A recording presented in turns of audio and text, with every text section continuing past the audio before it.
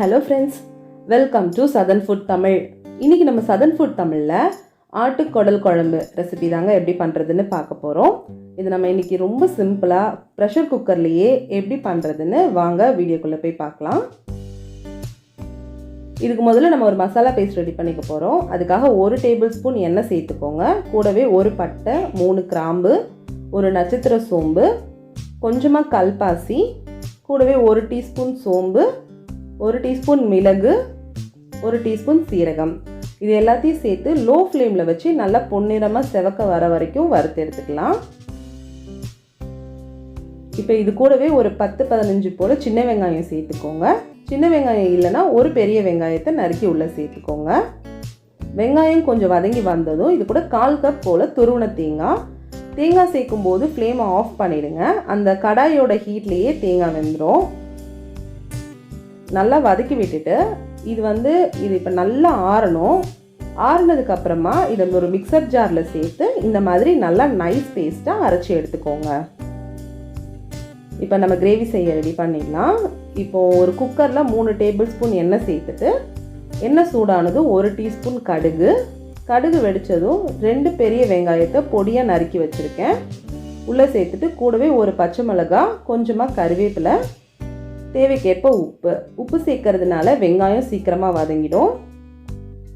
சேர்த்துட்டு நல்லா இந்த வெங்காயம் கோல்டன் ப்ரௌன் கலர் வந்ததும் 1 டேபிள் ஸ்பூன் இஞ்சி பூண்டு விழுது சேர்த்து அதோட பச்சை வாசனை போகிற அளவுக்கு நம்ம நல்லா வதக்கி விட்டுடலாம்.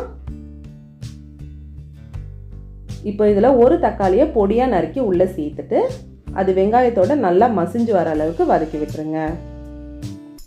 தக்காளி வெங்காயம் நல்லா வதங்கினதும் இதில் நான் ஒரு ஆட்டோட குடலை நல்லா க்ளீன் பண்ணி ஒரு 4-5 தடவை மஞ்சள் தூள் போட்டு வாஷ் பண்ணி எடுத்து வச்சுருக்கேன். அதையும் உள்ளே சேர்த்து நல்லா மிக்ஸ் பண்ணி விட்டுடலாம்.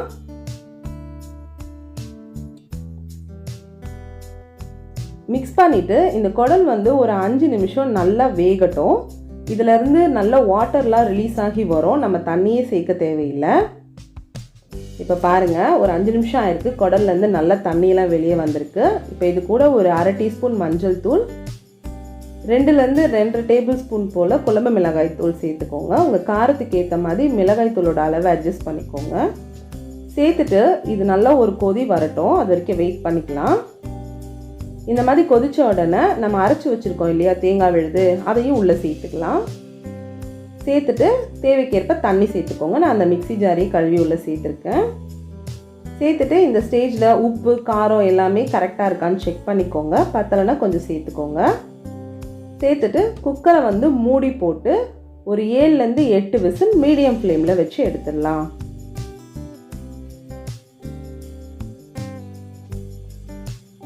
இப்போ விசில் ப்ரெஷர்லாம் ரிலீஸ் ஆகிடுச்சு. ஓப்பன் பண்ணிடலாம்.